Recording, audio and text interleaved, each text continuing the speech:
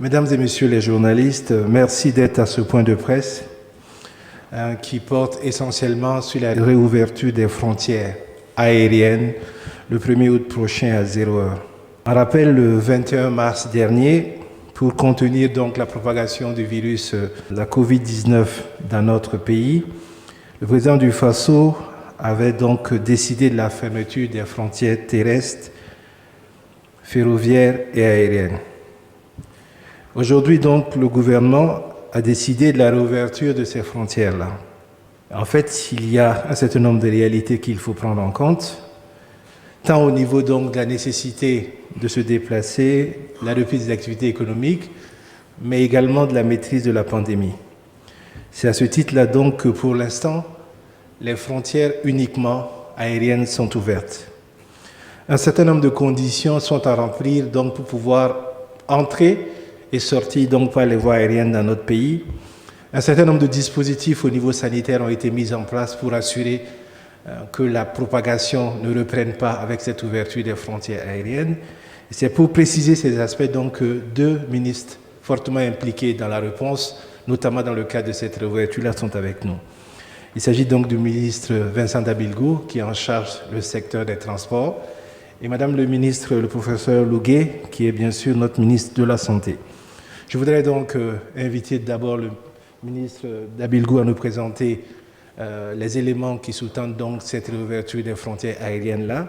Ensuite, Madame le ministre de la Santé présentera la réponse sanitaire mise en place dans le cadre de cette réouverture des frontières aériennes.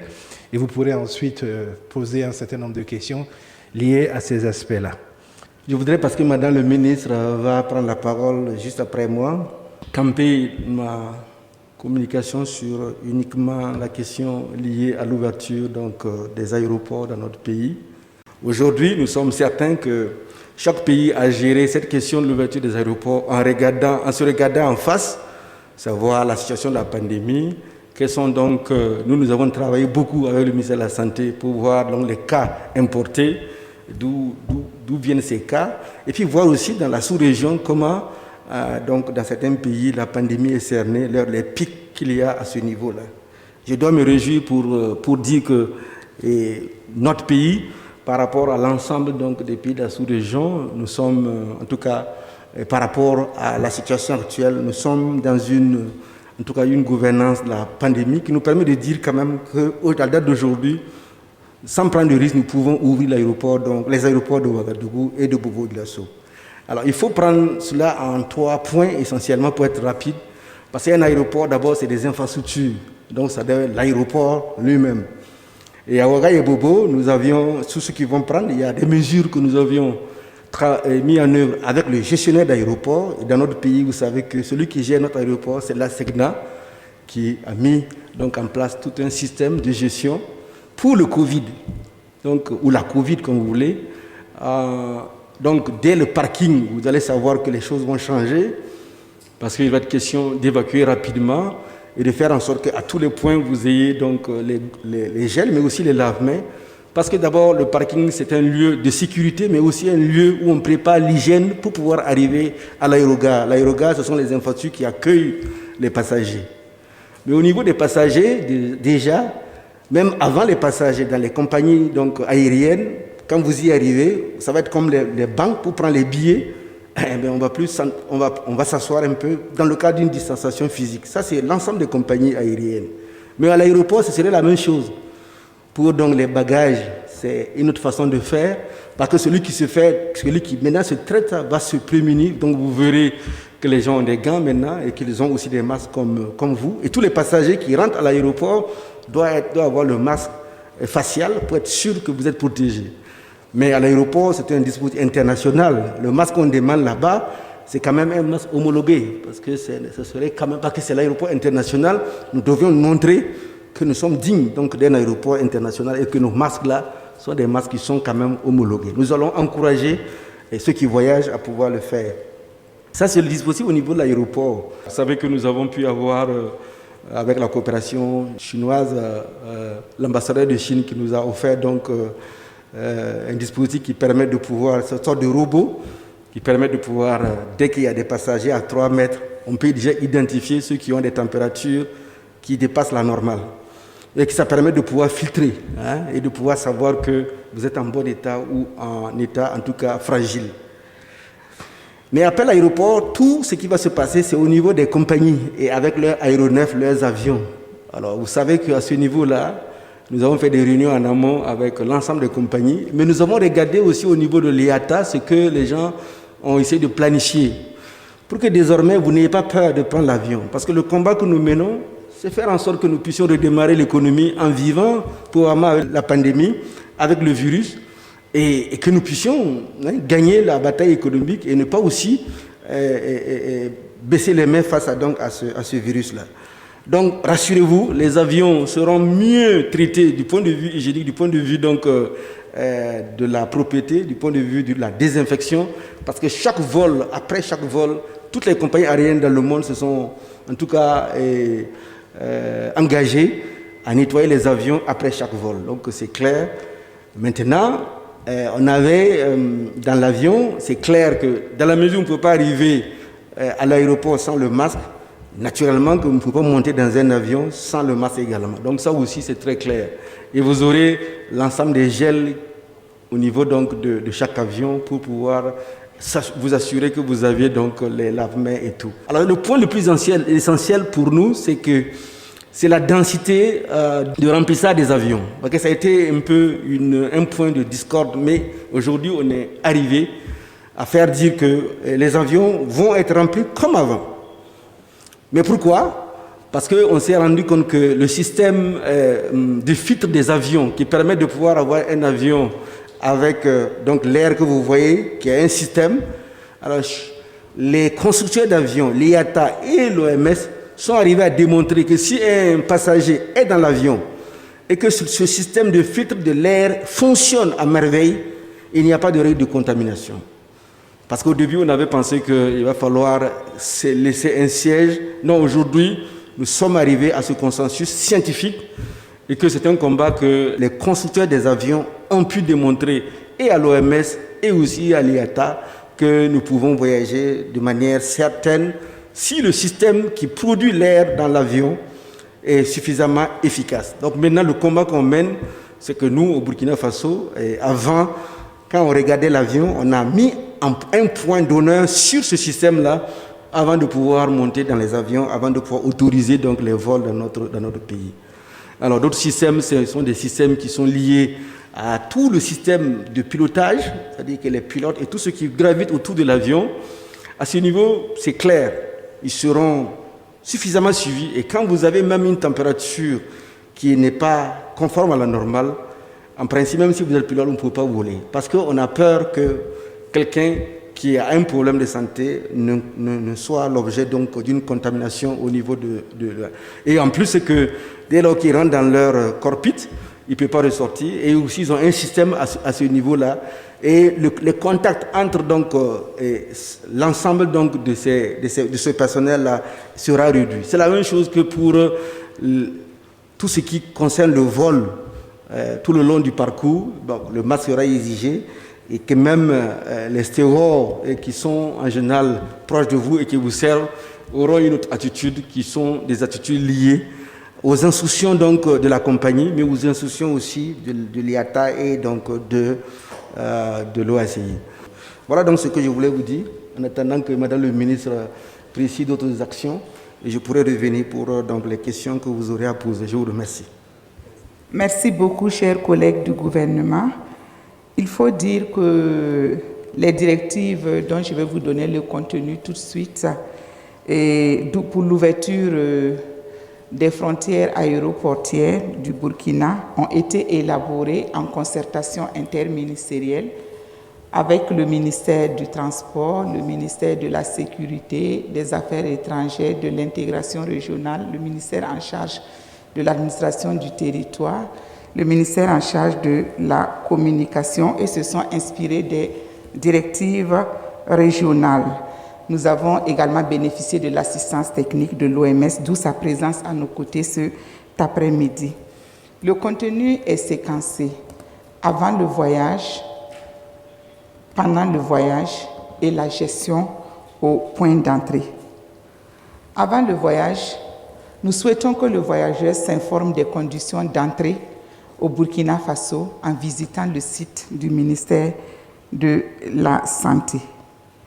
Il doit également accepter de se soumettre aux procédures sanitaires et, le plus important, c'est disposer d'un test PCR négatif datant d'au plus 5 jours. D'au plus, ça ne doit pas dépasser 5 jours. Il y a également des directives pour la compagnie de voyage. La compagnie de voyage ne devrait pas embarquer quelqu'un qui n'a pas son test PCR négatif. La compagnie de voyage doit faire respecter les mesures barrières, les mesures de distanciation.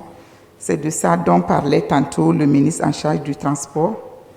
Et la compagnie ne doit pas prendre à bord un passager qui présente une fièvre supérieure ou égale à 38 degrés ou qui présente des signes de COVID-19. Pendant le voyage, le voyageur doit respecter les textes barrières édités par la compagnie de voyage et il doit signaler l'apparition de symptômes au cours du voyage. La compagnie a également obligation pendant le voyage de diffuser des informations sur la COVID-19 aux passagers, de veiller au respect des mesures d'hygiène individuelles et collectives par les passagers, de surveiller l'état de santé des voyageurs et d'alerter le point d'entrée pour tout voyageur ayant présenté des symptômes au cours du voyage.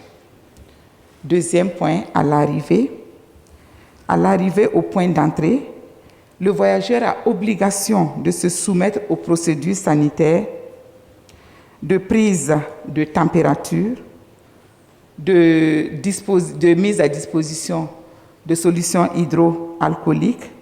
Il doit présenter son test PCR négatif, remplir correctement la fiche santé voyageur mise à sa disposition.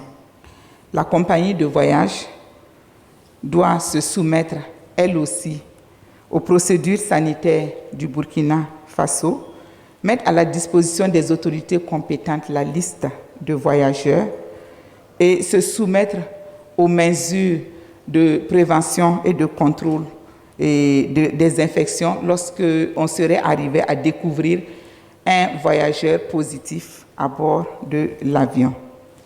L'équipe de santé au sol doit prendre la température du voyageur, lui donner la solution hydroalcoolique, faire le contrôle du carnet de santé ainsi que du résultat du test PCR négatif et pouvoir mettre en isolement les patients qui ont des symptômes et qui ont été signalés. Lorsque le voyageur arrive au point d'entrée, il doit montrer son test PCR négatif, comme je l'ai dit tantôt. S'il n'a pas de fièvre et qu'il a son test PCR négatif, il va bénéficier d'un counseling pour lui montrer comment il faut observer les gestes barrières et de distanciation. Et il recevra également comme conseil d'aller faire son test à J8 et à J14 sur des sites qui ont été identifiés et portés à leur connaissance au niveau du site du ministère de la Santé. Lorsque le voyageur a un PCR négatif et une température, le test PCR est négatif, mais la température est supérieure ou égale à 38 degrés, il va être isolé, mis à l'écart donc. Il va être prélevé et confiné à l'hôtel jusqu'à l'arrivée du résultat qui ne saurait excéder 48 heures. Et ce confinement hôtelier se fait aux frais du passager. Lorsque le passager ne possède pas de test PCR, on va tout simplement lui retirer ses documents d'identification. Après ce retrait, il a obligation de se soumettre au test de diagnostic rapide, test PCR, à sa charge. C'est lui qui va payer le test. Et les conditions de restitution de ces documents d'identité sont: le résultat PCR est négatif, il a ces documents, il récupère ces documents et il rencontre un agent de santé pour le counseling et les conseils de dépistage à J8 et J14. J8 après le premier examen. Si le test est positif, il doit bénéficier de prise en charge. La prise en charge se fait à domicile après une évaluation environnementale qui montre qu'il peut aller à domicile sans risque de contagion des autres membres de la famille et partant de la communauté. Et cela lorsqu'il n'a pas de symptômes, il n'a pas de signes ou il ne présente pas de signes de gravité. Si l'évaluation n'est pas favorable, il va être confiné à l'hôtel à ses frais. S'il présente des signes de gravité, l'hospitalisation est de fait à l'hôpital. Lorsqu'il s'agit d'un voyageur en transit, sans résultat test PCR négatif, il n'a pas fait son test mais il est en transit. Si le transit ne dépasse pas 48 heures, il est confiné sous surveillance policière à l'hôtel et conduit à l'embarquement toujours sous surveillance policière. Si c'est plus de 48 heures, il va suivre le même traitement, il va subir le même traitement que ceux qui viennent sans PCR, c'est-à-dire on va retirer ses dossiers d'identification, il va se soumettre au test à ses frais, il va être confiné à l'hôtel en attendant les résultats. Et voilà en résumé les conditions, ce que contiennent les directives et qui seront mises à la disposition de tout voyageur sur le site du ministère de la Santé. Et les personnes qui embarquent à partir des aéroports et qui vont rejoindre d'autres pays, au regard des directives régionales, ces voyageurs-là, avant de quitter le Burkina, doivent faire leur test PCR. Donc, il est conseillé à tous ceux qui veulent voyager ces temps-ci de faire leur test PCR. Merci, Madame le ministre et le ministre d'Abilgou. Nous avons maintenant les séances de questions ouvertes. Vous préciserez à qui vous voulez poser la question afin qu'ils en prennent note et qu'ils puissent vous répondre. Asmao Dao, Radio Omega. Il y a un aspect que je voudrais comprendre. Ça veut dire qu'il n'y aura pas de réduction de nombre de passagers, mais d'un système à air qui va permettre aux passagers de respirer le long du voyage. C'est ce que je voudrais bien comprendre. Je me nomme Cavari Rodrigue du journal Le Quotidien. Je pose ma question à Madame la ministre. La première question porte sur les tests PCR dont vous avez fait cas. Est-ce que vous avez pensé à mettre en place un dispositif de recontrôle de ces tests, puisque nous savons tous que le trucage aussi existe. Les gens peuvent truquer des résultats parce qu'ils veulent coûte que coûte voyager. Est-ce que vous avez mis en place des dispositions pour contrôler ces résultats qu'on va présenter au niveau des aéroports? Et par rapport également au confinement, des passagers qui présenteraient des signes ou qui auraient des températures anormales. Vous aviez bel et bien dit que leur confinement, c'est à leurs propres frais. Mais et si le passager n'a pas assez les moyens, est-ce que vous avez pensé à lui apporter un soutien? Ma question suivante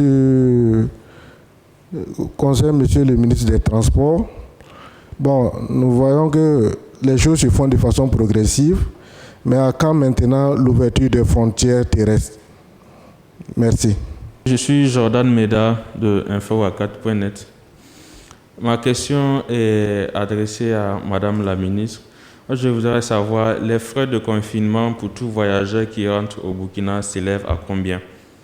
Est-ce que les frais seront harmonisés dans les pays de la sous-région ou bien c'est chaque pays qui fixe ses frais de confinement en fonction du standing ou du lieu de confinement? Merci. Je vais demander d'abord à M. Dabilgou, ministre des Transports, de réagir.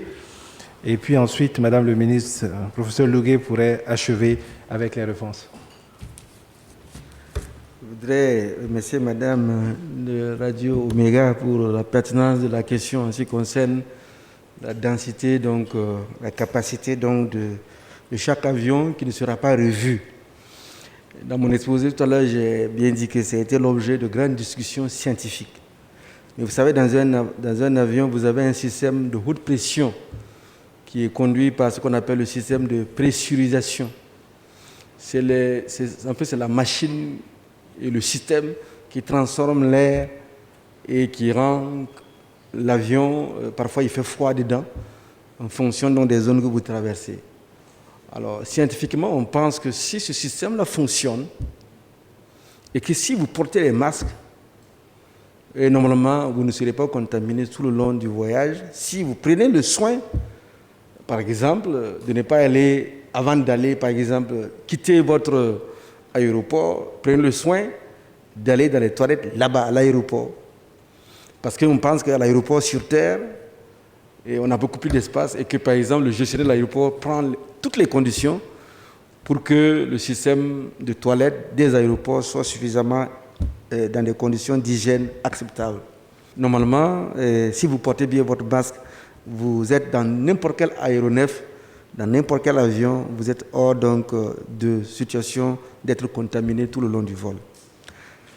C'est scientifiquement accepté à l'échelle mondiale. Et donc nous, ce que nous faisons, c'est de tout faire pour que les avions qui vont venir ici, ce système de haute pression-là, nous soyons sûrs qu'il fonctionne à merveille et que donc les compagnies que nous allons rencontrer donc, dès cette semaine-là seront déjà, et déjà nous avons déjà travaillé avec eux. Et comme l'ouverture c'est le 1er août, c'est ce que nous allons faire. Les gens sont en train de nous envoyer leur programme de vol et en fonction justement des conditions que nous leur avons données. En ce qui concerne la deuxième question qui m'est posée, c'est l'ouverture des frontières terrestres. Alors tout à l'heure, à 9h, j'ai rencontré donc, l'ensemble donc, des acteurs et des compagnies de transport terrestre et puis aussi tout ce qui gravite autour du transport urbain pour dire que le président du Faso nous demande de nous remobiliser à ce niveau-là.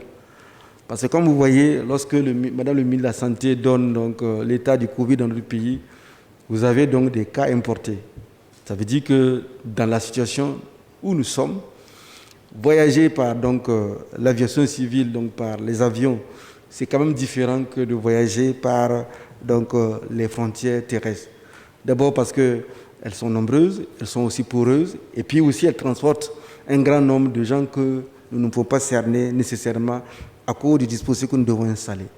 Alors, ce qui est fait, c'est que nous sommes en train de travailler avec Madame le ministre de la Santé pour cerner donc, l'ensemble des frontières terrestres avec les dispositifs donc, sanitaires qui, en tout cas de notre point de vue, devaient être convenablement installés et nous permettre de pouvoir gérer la situation au niveau de chaque frontière. Mais en attendant, le gouvernement pense qu'il va falloir que nous-mêmes, nous puissions ne pas nous démobiliser par rapport donc, au transport terrestre. Parce que si on apprend à transporter les gens avec les masques pour le transport interurbain à l'échelle nationale, en ce moment, il est très plus facile pour nous de pouvoir admettre que l'on puisse amener d'autres personnes qui quittent donc de notre pays vers le Burkina Faso. Et cette réunion a eu lieu ce matin. Je pense que les transporteurs se sont en tout cas remobilisés, se sont engagés sur au moins 3 points. Le port obligatoire des masques avant de prendre donc, les passagers, mais aussi au niveau en gare. Donc, nous avions sonné la mobilisation pour faire en sorte que le dispositif de lave-mains que nous avons aidé à installer, qu'il fonctionne et que les voyageurs aussi acceptent d'aller se laver les mains.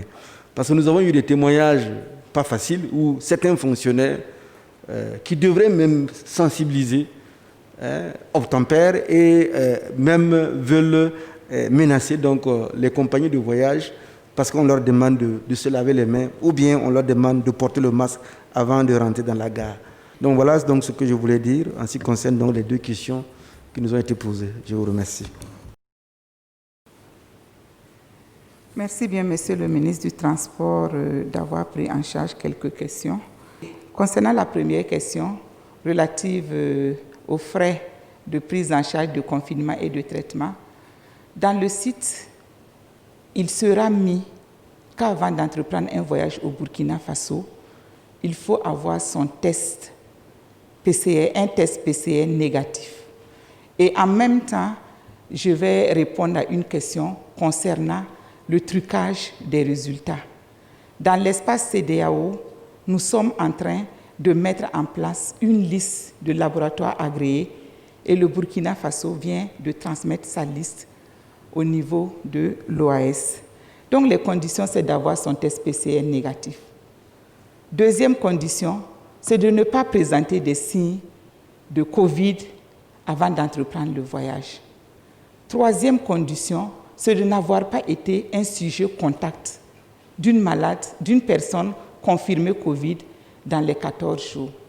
Si vous remplissez toutes ces conditions-là, il n'y a pas de souci, vous avez peut-être un faible risque de développer la maladie au cours du voyage. Mais quelqu'un qui arrive, qui ne remplit pas les conditions, c'est normal qu'il débourse pour payer le non-respect des conditions édictées par le pays, en tout cas en ce qui concerne les confinements. S'il n'a pas son test, nous, on va le prélever à l'aéroport et on va le confiner en attendant les résultats du test. Et ce confinement hôtelier, c'est lui qui va payer. Et en même temps, je réponds à une autre question. Quel est le coût du confinement? C'est chacun selon son standing. Nous avons développé tout ça. Nous avons mené la riposte contre la Covid en comité sectoriel et dans ce comité intersectoriel et dans ce comité-là, nous avons toujours travaillé avec le ministre en charge du tourisme et la fêtière des hôteliers. Les hôtels qui seront mis à notre disposition en fonction du standing d'1 étoile à 5 étoiles, selon la volonté du voyageur, il va choisir. Mais le traitement est gratuit. Le traitement au Burkina Faso se fait selon un protocole et le traitement est gratuit si la personne était à être diagnostiquée, testée positive avec des signes de gravité. Le confinement à la maison, à domicile également, est possible lorsque l'évaluation est satisfaisante. On ne peut pas aller confiner quelqu'un. Le confinement, c'est quoi? C'est éviter la transmission communautaire. Mais quelqu'un qui vit dans une cour commune, avec l'utilisation commune des toilettes et tout, bien sûr qu'on ne peut pas contrôler la transmission communautaire à ce niveau. Et il était question après de soutien pour celui qui n'a pas les moyens. Bon, je pense que j'ai répondu à cette question-là. Si on respecte toutes ces conditions-là, en tout cas, chaque pays va pouvoir contrôler la transmission de la maladie. Je vous remercie. Je voudrais donc vous remercier pour votre présence. Les questions étant acceptées et comprises par tout le monde, je voudrais vous souhaiter un bon retour dans vos rédactions, en faire un écho dans vos organes de presse respectifs, afin justement que les Burkinabés se remobilisent et que nous puissions avoir justement une maîtrise. Je pense qu'aujourd'hui, on peut le dire, malgré les couacs que nous avons eus, une des meilleures maîtrises dans la sous-région de la pandémie en ce qui concerne le Covid. Et c'est bien sûr à l'honneur de notre corps médical, mais également de la sensibilisation que vous également vous avez portée. Merci et bonne soirée à tout le monde.